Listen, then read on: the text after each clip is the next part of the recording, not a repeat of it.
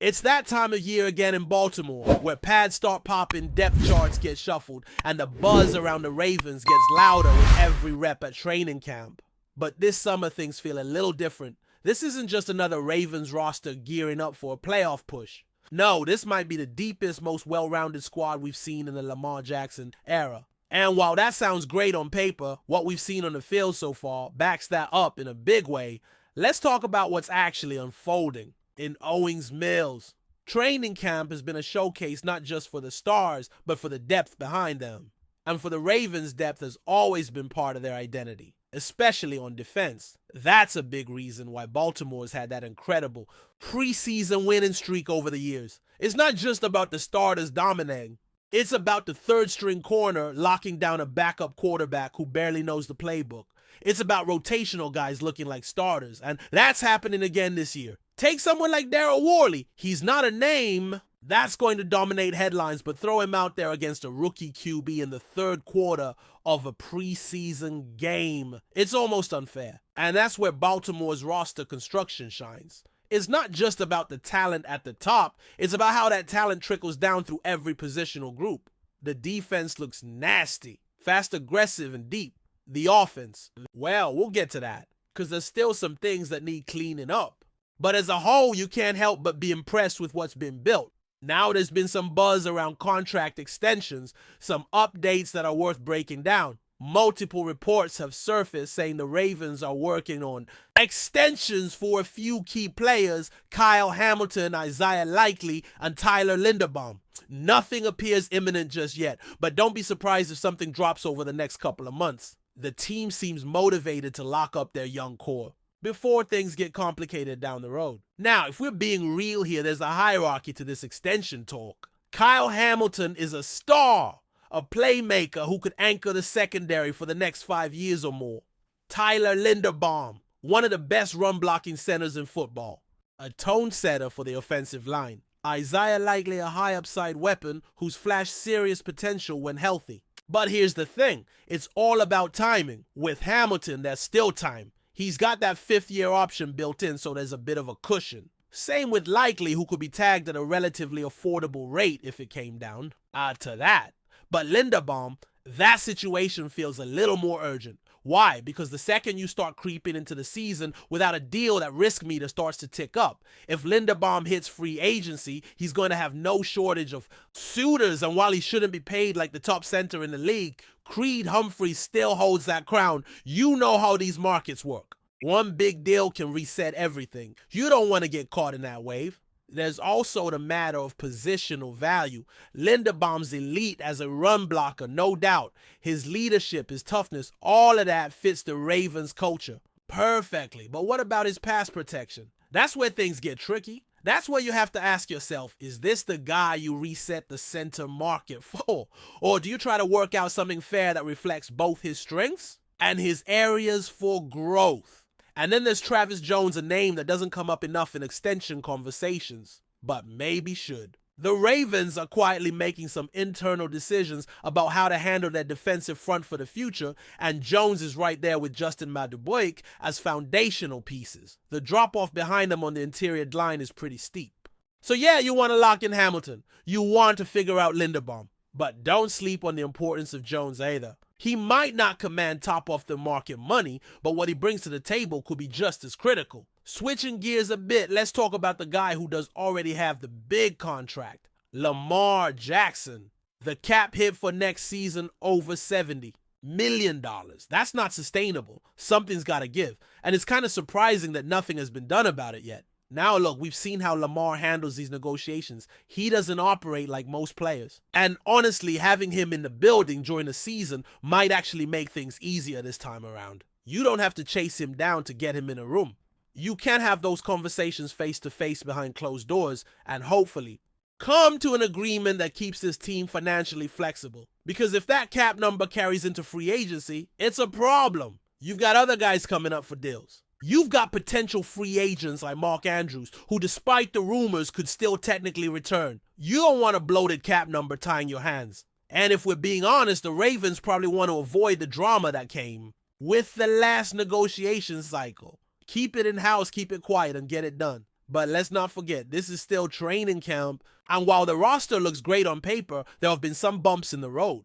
Penalties, for one, have been a lingering issue. The Ravens were one of the most penalized teams in the league last year, and the early signs from camp suggest that hasn't been cleaned up yet. False starts, miscommunications, guys getting frustrated. It's all been there. And while part of that can be chalked up to the team installing more complex cadence schemes, the execution still has to improve. That's where discipline reps and coaching come in. The good news? There's time to fix it. The bad news, you like to see fewer of those issues this far into camp. Then there's the offensive line as a whole. Daniel Filele has been under the microscope, and for good reason. He's a massive human being, but the footwork, the mechanics, the hand placement, all of that still needs refinement. The good news is he's clearly been putting in the work. Word is he spent the offseason with one of the top offensive line coaches in the country. And it shows. His conditioning looks better. His movement is sharper. And while he's never going to be a guy who pulls in space like a smaller guard, he can absolutely be an effective blocker in the right scheme. He just needs to avoid lunging, stay upright, and use that ridiculous frame to control defenders, the left guard spot. Right now, it's Andrew Voorhees' job to lose. He's been the more consistent option in camp, even though Ben Cleveland has started to turn things around after a rough start. What's interesting is how Cleveland's versatility might actually help his chances. He could be this year's Patrick McCarry, a guy who can slide in at multiple positions when needed. That kind of flexibility matters when injuries inevitably start piling up. But maybe the biggest storyline right now is Lamar Jackson's actual on-field performance.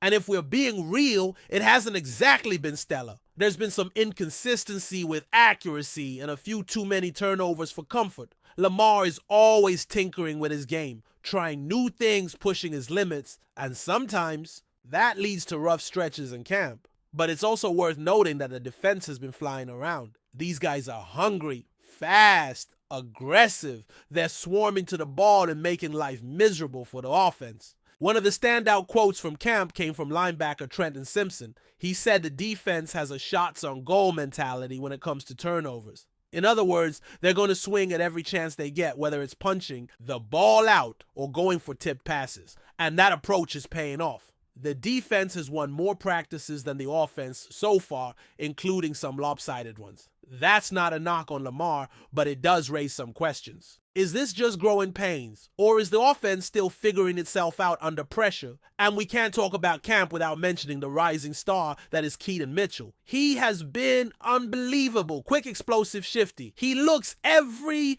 bit as dangerous as he did last year before the injury. And if that speed is truly back, the Ravens might have the most dynamic backfield in the league with Mitchell, Derrick Henry, and Justice Hill. That's a lot of firepower. And Mitchell's camp so far has made it really tough to imagine a rotation that doesn't heavily feature him. You want another name, Tez Walker. Quietly, he's been stacking up some really nice practices. He's coming back to the ball running sharper roots and showing a better feel for the offense. He might not be a household name just yet, but the coaches are noticing, and in a room that's still sorting out its pecking order that matters. So what does all this mean as we head into joint practices with the Colts? Well, for one, things are about to get real. This is the closest thing we'll see to live action before the preseason opener. And if you've been following this team for the past few years, you know these joint practices aren't exactly friendly. There's a history here. The last time the Ravens and Colts shared a practice field, it ended in a full-on team brawl. Same thing happened when the Commanders came to town. These guys have been hitting their own teammates for weeks. Now they finally get to go with somebody else. And you better believe that energy is going to spike. Patrick Ricard said it himself. Fights and joint practices are almost inevitable. Guys are fighting for roster spots, for futures, for livelihoods. The intensity is different. And that's exactly why these practices matter. You see who shows up when the competition gets real. You see which rookies can handle the pressure, which veterans still have that edge, and you hope, more than anything else, that everybody makes it out healthy. Because as exciting as this Ravens team looks, it won't mean a thing if the key pieces can't stay on the field. Let's pick up right where we left off, diving into the heart of what joint practices really reveal and how the Ravens are approaching this critical stretch in camp. Because as much as we talk about preseason games in today's NFL, These joint practices might be the realest reps the starters will see all summer, and for Baltimore, that makes this week against the Colts one of the most important measuring sticks they'll have before things get serious. See, this isn't just another padded practice. When two teams come together, the energy changes immediately. You can feel it. The pace quickens, the chirping gets louder, the tension ratchets up with every snap. You're not going against your teammates anymore, guys. You're around every day, guys. You might let up on just a bit. You're going against someone who's trying to make a name for himself at your expense. And that competitive fire brings out something raw, something real. Oh, this is when the coaching staff starts learning who they can trust, not just physically, but mentally. Who responds under pressure, who folds when things get chippy, who keeps their head when the helmet comes flying off. And let's be honest, the Ravens aren't strangers to the chaos that joint practices can bring. That full team brawl with the Commanders last year didn't just go viral. It was a perfect snapshot of how quickly things can spiral when tempers flare. You've got offensive linemen squaring up with linebackers, defensive backs barking at wide, receivers' entire units storming across the field like it's a playoff game. It's wild, it's unpredictable, and honestly, it's part of what makes these practices so valuable. This time around, there's hope the Ravens can keep things a little more controlled. Not soft, just controlled. Because while it's fun, to watch tempers boil over the last thing anyone wants is to lose a key player in a meaningless scrap. Harbaugh and his staff know that. They've made it clear, bring the intensity, but bring the discipline too. That's easier said than done though, especially when you've got guys at the bottom of the depth chart fighting for their football lives. And that brings us to one of the most important aspects of these joint sessions, the fringe players. For a lot of these guys, this is it. These reps against another team, these one-on-one battles, these live 11-on-11 periods, this is the resume. You want to make a roster flash against the Colts. You want to prove you can stick in the league, lock up a guy in man coverage, stonewall a blitzing linebacker, beat a veteran corner off the line and haul in a deep ball. These aren't just reps, they're opportunities. And for some players, it's the only one they're going to get before the final cutdowns come crashing. Down! Take a guy like Arthur Mole, for example. He's a vet, he's savvy, but he's also in a crowded cornerback room that's suddenly a lot more competitive than people expected. These practices give him a chance to separate himself. Same goes for guys like Jalen Armour-Davis, who flashed in camp but need to show consistency against unfamiliar faces. And then there's the backup safety battle, which might be one of the most under-theta competitions on the entire roster. Kyle Hamilton and Marcus Williams are the starters, no question. But what happens if one of them goes down? That's where guys like Darius Washington, Trey Swilling, and fifth-round pick Sanusi Kane come into play. Kane, by the way, has quietly put together a really solid camp. He might already be in the lead for that third safety role. And these joint practices are the perfect place to reinforce that impression. Show you can make the right read cover ground and most importantly, stay disciplined in coverage against a Colts offense that isn't going to take it easy on you. Then there's the quarterback room. No, not Lamar. We know what he brings. When the lights come on, but behind him, that's where things get shaky. Josh Johnson hasn't looked sharp. Nolan Leary has an arm sure, but the accuracy just hasn't been there. And Cooper Rush, he's had his moments, but you can tell he's playing it safe. Almost too safe. Like he's trying not to make a mistake rather than trying to make a play. That's not going to cut it. Especially not in Baltimore, where the expectation for QB depth is higher than most teams. Remember, this team has had to rely on backup quarterbacks in critical moments before. So these reps against the Colts, they matter. Every throw, every check down, every scramble, they all go into the evaluation. And speaking of quarterbacks, we've got to circle back to Lamar. His absence from a recent practice, though, got people talking. It wasn't injury related, which is good. But every day Lamar isn't out there, someone else has to step up and run the show. And so far, no one's really seized that moment. That tells you just how crucial Lamar is to this offense. Not just in games, but in the daily rhythm of practice. His command, his presence, his ability to push the tempo, it's unmatched. When he's not there, everything feels just a little flatter. But make no mistake, Lamar has had some struggles in camp. A few too many interceptions, a few too many overthrows. It's not panic time, not even close, but it's something to monitor. Because in joint practices, those windows tighten up. those Colts defenders are going to be flying to the ball. And for Lamar, this is the moment to settle in, to sharpen up the timing, to reestablish chemistry with guys like Zay Flowers, Rashad Bateman, and Odell Beckham Jr., who are all expected to play major roles once the season kicks off. Flowers, by the way, has been as advertised. Quick, slippery, and constantly creating separation. He's a nightmare to cover one-on-one, especially in red zone drills. The big question is whether he can be the guy when the lights are on. Can he handle being bracketed by two defenders? Can he take a hit over the middle and pop up ready for the next play? These practices against Indy will give us a better idea. As for the tight ends, Mark Andrews' future remains uncertain. He's still under contract, but rumors about a possible exit next offseason have been swirling. That puts a spotlight on Isaiah Likely and Charlie Kolar, both of whom have had their moments in camp. Likely especially has turned heads with some ridiculous catches. One-handers diving grabs the whole highlight reel. The foot injury threw a bit of a wrench into things, but the word is he'll be fine long-term. And as long as that speed and change of direction, ability are still there, he's going to be a problem for defenses. The offensive line, though, still feels like a work in progress. We talked about Failele, but the interior guard spots remain fluid. Voorhees is holding down left guard. For now. Cleveland is right there behind him, and the question is, who gives? The Ravens, the best combination of consistency and versatility. Because that's what they'll need when injuries inevitably hit. They need linemen who can slide inside or outside, hold their own against stunts and twists, and communicate clearly with the center and tackles. That's the difference between a clean pocket and a busted third down. One thing to watch closely in these practices is the cadence. The Ravens have been working a ton on pre-snap cadence variation, trying to draw defenders offside, slow down the pass rush, and keep defenses guessing. But it's come at a cost. The false starts have been piling up. And while that's somewhat expected when you're implementing a more complex rhythm at the line of scrimmage, it can become a recurring problem. Clean that up now or pay for it later when real points are on the line. Defensively, the Ravens have shown up, period. The secondary looks fast, aggressive, and locked in. Marlon Humphrey is moving well. Brandon Stevens continues to make plays. Even some of the younger corners have stepped up in key moments.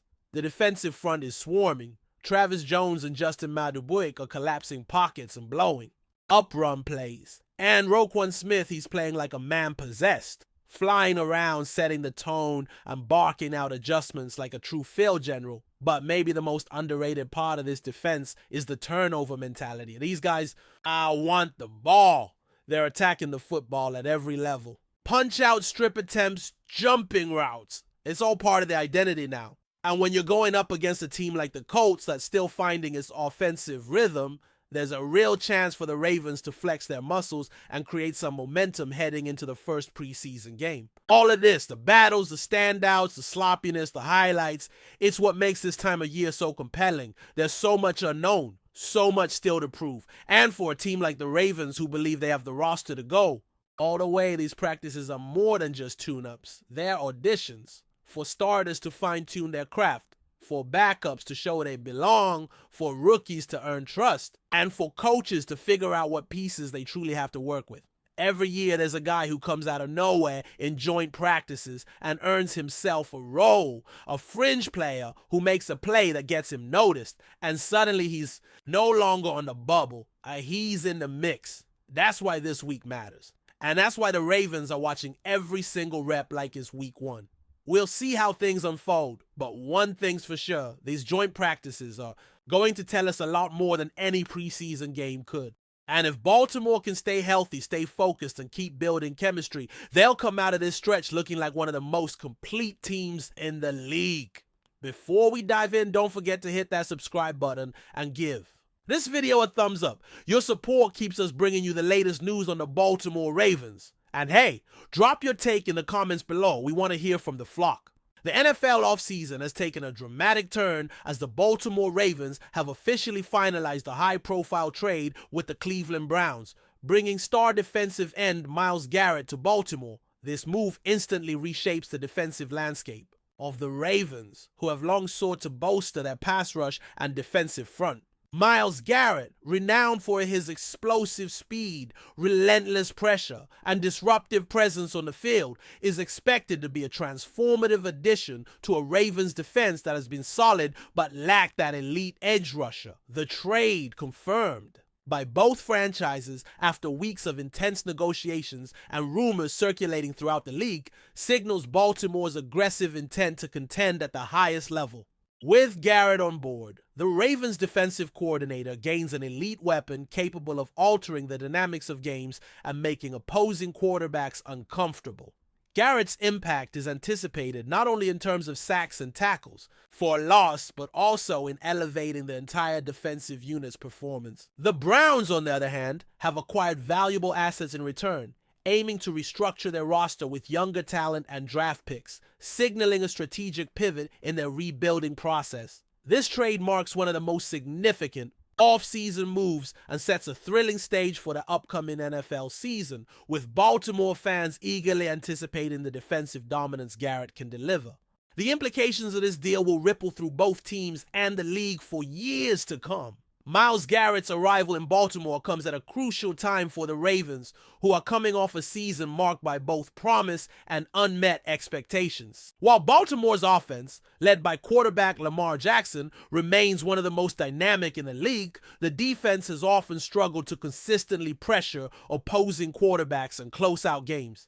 Garrett's presence changes that narrative drastically, injecting a level of pass rushing prowess that can shift momentum and force opposing offenses to adjust their game plans. Known for his combination of size, speed, and technical skill, Garrett is one of the premier defensive ends in the NFL, having recorded multiple double-digit sack seasons and earning multiple Pro Bowl selections. His ability to disrupt plays behind the line of scrimmage fits perfectly with the Ravens' aggressive defensive schemes and could also provide mentorship for younger players looking to develop their pass rushing skills. For Baltimore's coaching staff, integrating Garrett into their system will be a key focus during training camp and preseason. But expectations are sky high given his proven track record. The trade reflects the Ravens' win-now mentality and belief that adding a game-changing player like Garrett is essential to compete for a Super Bowl in the coming seasons. The excitement around this acquisition has energized the fan base and raised the team's defensive ceiling substantially. On the flip side, the Cleveland Browns' decision to trade away Myles Garrett marks a significant shift in their organizational strategy, signaling a willingness to rebuild and retool the roster with an eye toward long-term success. Garrett, who has been a cornerstone of Cleveland's defense since being drafted first overall in 2017, leaves behind a legacy of dominant performances, but also some recent challenges, including injury concerns and off-field distractions. The Browns have secured a package of draft picks and young players in return for Garrett, assets that provide flexibility and the potential to address multiple roster needs. This move underscores Cleveland's acknowledgement that while Garrett is a generational talent, the team must diversify its assets to build a more balanced and sustainable squad.